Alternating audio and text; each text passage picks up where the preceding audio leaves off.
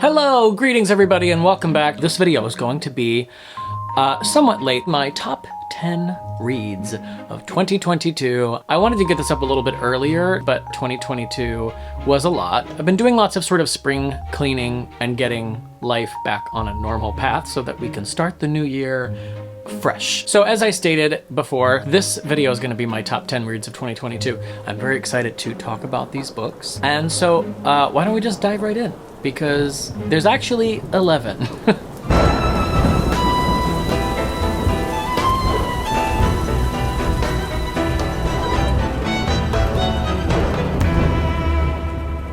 Hello everybody and welcome back to Reading in the Dark. My name is Byron and I read sometimes.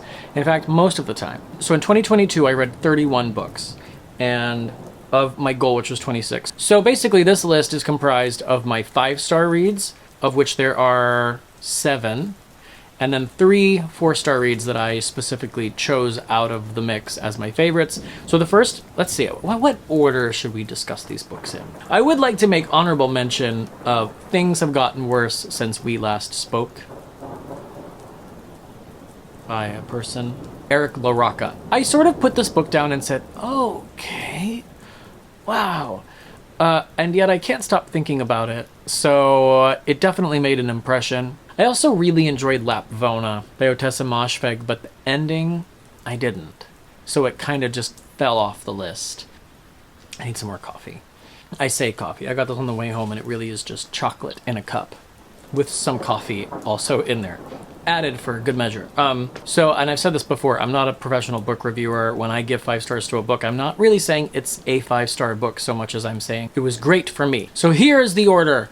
I decided I would actually make an order. So the order that I am placing these books, now please take this with a grain of salt because I just loved all of these books. So number 10. This is still a very, very prestigious position because I read 31 books last year. My number 10 favorite, my 10th favorite was Baby Teeth by Zoje Stage. This is a creepy horror story about like the bad seed. Basically, it's about a toddler-aged child who is lovely to her father and hates her mother, and her mother is suffering with Crohn's disease, which made the pregnancy very, very difficult. She had a long road of sort of recovery after her body was racked by the interaction of her Crohn's and the pregnancy. So she maybe has not always been present for everything, and for whatever reason, there's like a possession aspect to this book. Look, I read this a minute ago, from May 22nd to July 1st. I originally gave it 5 stars, like at the moment that my Kindle asked me, and then as I thought about it, I said, 4. What I wrote was, at first I wasn't interested in a mother-daughter relationship story, but as things developed and one of the key relationships in the story changed, the novel really took off for me. Yeah, so the relationship between the main character, the mother, and her husband annoyed me for the first part of the book. The sort of familiar trope of like, I'm going through this terrible thing and no one will believe me. I was just like, this is exhausting. But I ended up loving the book because it was just creepy and disturbing. And then it got better when he started to realize that the daughter was demon spawn. It was just like a really great concept. The way it was executed was really, really great. I like the cover a lot, and it was just a really memorable read. When I was looking back on all the books I read in 2022, this was one of the ones that jumped out. I was like, oh, remember Baby Teeth? 314 pages. I gave it 4 stars. I recommend it. I had a lot of fun reading it, and I think you will too. Number 9, Silver in the Wood by Emily Tesh. Now, this is a novella, and it's part of a series. There is a wild man who lives in the deep quiet of Green Hollow, and he listens to the wood. Tobias, tethered to the forest, does not dwell on his past life. When Green Hollow Hall acquires a handsome, intensely curious new owner in Henry Silver, everything changes. Old secrets better left buried are dug up, and Tobias is forced to reckon with his troubled past, both the green magic of the woods and the dark things that rest in its heart. So there's a little bit of a queer situation here. There's a little bit of a will they, won't they with these 2 male characters. There's magic. It's fantasy, it's adventure, and of course, all the queer aspects of it just like really roped me in. I loved it so much. What I wrote on my Goodreads review was, this was just so magical and lovely, sweet, tender, scary, and totally unique. Loved it, and I am now rushing to read the sequel. Write more, please, Emily Tesh. Smiley face. Yeah. And you can imagine me saying that with, like, some tears in my eyes. I just thought it was so sweet. I loved it. I loved it. I mean, I would read a novel-length entry in this series. I loved the writing, and I loved the world. I think you will, too. Number 8, The Scarlet Letter. In 2022, I attended a wedding in Salem, Massachusetts, and so while we were walking around this historic hotel where the wedding was happening, there was actually a statue of Nathaniel Hawthorne. I was like, wow, Nathaniel Hawthorne, I'm reading your book right now. Set in Boston between the years of 1642 and 1649, tells the story from the perspective of Hester Prynne, a young woman who is convicted of the crime of adultery and is forced to live on the rest of her days with a red letter A sewn onto the front of all of her clothing. There's something about this story of redemption and the exposure of religious hypocrisy that really resonated with me. I did not read this book in high school when we were supposed to. I faked my way through that whole month and like book reports and whatnot and just like managed to be clever enough to get away with it and get a decent grade, but I did not actually read the book. I now finally have read it, which means there's one book off of my shelf of shame that has finally been knocked off. And there are portions of this book that are difficult to read, kind of difficult to parse the language sometimes. You have to go back and say, wait, what was that flowery 1850 language just now? What are you saying? But I was always able to go back and figure out, okay, got it. And the story is just great. I didn't actually know the story. I didn't know how it concludes because I never read it, and I've never seen the movie or any adaptation of it before. The characters, the setting, the story, and even in large part how it's written, I just really, really loved. And I really do recommend it if you're ready for something that's like set in that time period and deals with religious hypocrisy, and you want to get a classic off your list that's like short and easy to read. Take it in small doses if you need to. I just really, really liked it. So, hot take, Scarlet Letter, good book. I thought it was really good. Number 7, Small Things Like These by Claire Keegan. Yep, there it is. There's my memory. It is 1985 in a small Irish town. During the weeks leading up to Christmas, Bill Furlong, a coal merchant and family man, faces into his busiest season. Early one morning, while delivering an order to the local convent, Bill makes a discovery which forces him to confront both his past and the complicit silences of a town controlled by the church. That is basically all you need to know. I loved this. It had a mystery to it. It was very short. It was 70 pages. It's like a novella. And by like, I mean it is literally a novella. I was a big fan of this book. I read it during Christmas season. In fact, I finished it on December 30th, so I just barely came in under the wire. And it was a 5-star read for me. It had a wonderful message. It had a cozy setting. It was set during Christmas. I liked that it was a story about someone sort of confronting an injustice where the church is concerned.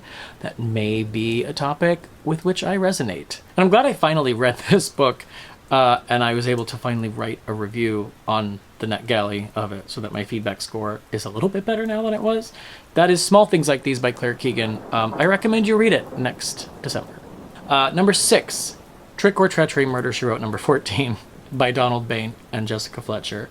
This is a cozy mystery, of course. It takes place in the town of Cabot Cove, Maine, as do most, but not all, of the Murder, She Wrote books, and takes place around Halloween. There's a big, lavish Halloween party that, of course, is thrown every year. It's a tradition at this wealthy guy's house. There's a murder, and Jessica insinuates her way into the investigation. And it just gave me all the vibes I needed. It gave me the murder, it gave me the investigation, the kind of poking around. The characters were memorable. I loved the setting of Halloween in this, down eastern town. It just was a 5-star read for me because it was a fun mystery. The reveal I did not actually call, I don't think. And I was reading it during Halloween season, so it was perfect. Between 10:12 and 10:23. So I took my time for some reason. It just ticked all the boxes for me in terms of like vibes. And I saved this book.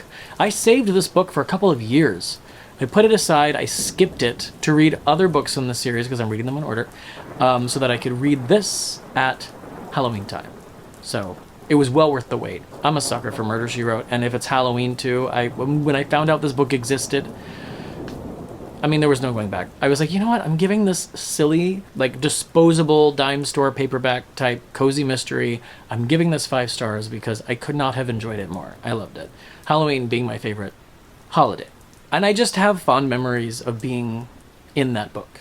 So, one of my favorites of the year. Number 5, Women Talking by Miriam Toews.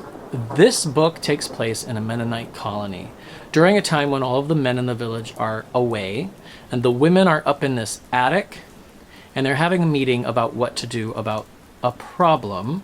A lot of women are being assaulted during the night by some of the men, and they're trying to decide if they should leave, and if they leave, they should bring any of the men with them, if they should tell the men, if they should bring their children with them, or if they should just disappear in the night. Basically, the entire book is just the women up in the attic having this conversation.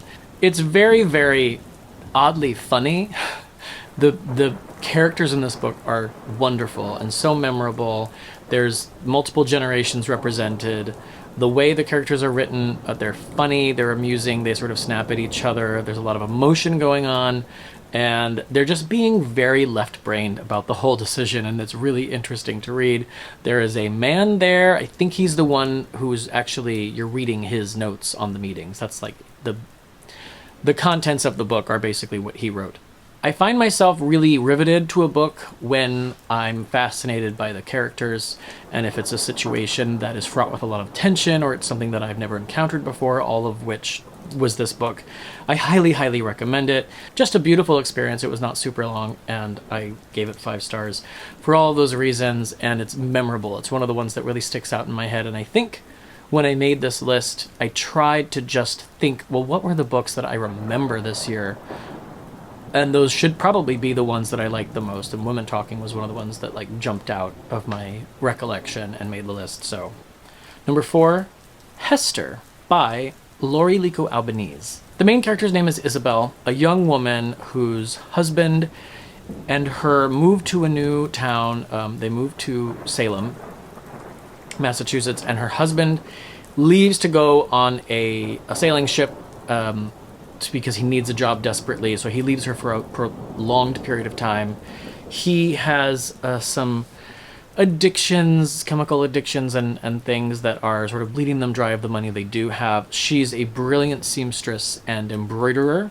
She comes from a long line of women who are supposedly descended from witches. And the reason that they are perceived that way is that they have a genetic trait that's been passed down, and I think it's called chromesthesia, but essentially it's a situation where Isabel associates colors with different words, people, objects, phrases, whatever. Like when she hears a word, it has a color. When she thinks about a person or the sound of their voice, she can see the color. It's just something that her brain does. Actually, I have a friend with this, and it's a real thing. And it's the 1800s, so if she were to come out and be like, oh yeah, well, I associate colors with words and people, and I can just see it, they'll think she's a witch or something. So it's always been kept a secret. She's been told since she was a child. As soon as her mother realized that she had this, to hide it and keep it under wraps and everything. So, but it informs her sewing and her embroidery and everything. And it's part of the reason why she's so good at what she does, and she hides little messages in her embroidery that can't really be seen, but are there just for her to know that they're there. Anyway, so she's amazing, and she sews brilliantly. She needs to get a job, and she starts finding success after her husband leaves doing this. And she meets Nathaniel Hawthorne, and it's a love story. And he is a frustrated writer, and through the course of the novel, he writes the Scarlet Letter and is inspired in many ways by her. I don't want to give too much away, but it's a beautiful, beautiful story. It was really, really nicely written. I loved the setting. I really enjoyed all of the exploration of her ability to see color, chromesthesia. I read it between mid-November to mid-December. It's not a very long book. I just took my time with it, and I really, really loved it. Had a wonderful time reading it. I highly recommend it if you're into historical fiction, and you can either you enjoy romance or you can tolerate it. It's not really the focus of the book. But that said, I do also very much appreciate the way that that relationship evolves. Number 3 is well known. This is a book by Stephen King. In fact, it was the first novel by Stephen King. I'm talking, of course, about Carrie. Carrie by Stephen King. I did not know what to expect. I'd never read a Stephen King before. I did not realize it was going to be sort of a mixed media telling of the story of that night at the prom. If you don't know the story of Carrie, the really unpopular girl who is constantly berated and made fun of by the popular kids in high school is invited to prom on the arm of, like, one of the hot, cool kids, and doesn't know whether to take it seriously or not, but has a wonderful time until she doesn't. And it's supernatural and just so satisfying if you ever had a bad time in high school. This book is for you. Might open some old wounds, but then it just hands you a flamethrower with which to burn away the remnants of all those feelings. I'm not, like, revealing anything to you, but Carrie is a great book. Just saying, I finally read it, and I loved it and gave it 5 stars. I buddy read this with my boyfriend, so my boyfriend read this. It was a great time. I just loved it. I loved the complexity with which Stephen King wrote sort of the psyche of some of these teenage women in the school, because they had the capacity to be really cruel, but there was also a depth there and a reality, an emotional reality to who they are. Despite the fact that they were being very, very cruel, you realize that there's a little bit more to them than just the stereotypical two-dimensional mean girl character. And I just thought that was like a breath of fresh air, which is so interesting because this is an old book. And I just loved it. And of course, the whole relationship that Carrie has with her mother, Margaret, and her backstory is wild and adds so much more depth. So there's really nothing to not gush about in this book. I loved it. Carrie, Stephen King, 5 stars. Number 2, my second favorite read of 2022. The Last House on Needless Street by Catriona Ward. 5 stars. I read it in July in about 5 days. I loved it. Now, in videos past, I have said Catriona Ward. I recently watched an interview with the author where the interviewer asked them, is it Catriona or Catriona? And she actually said, it's actually Catriona, but I never really correct anybody because I don't care that much, and I know it's counterintuitive to most people to pronounce it that way. But her name is actually Catriona. So, Catriona Ward. In my review for The Last House on Needless Street, I wrote, unforgettable, brilliant. I barely kept up with this one, and that's a great thing. Yes. When I felt like I was being dense or missing something, I just trusted the author and kept going, and eventually whatever had been confusing me fell into place. What a great story. Lovely writing and a great character study. What I'll remember most about this is how surprisingly witty and amusing it was despite the bleak scenario. Yeah, it is really a smart book.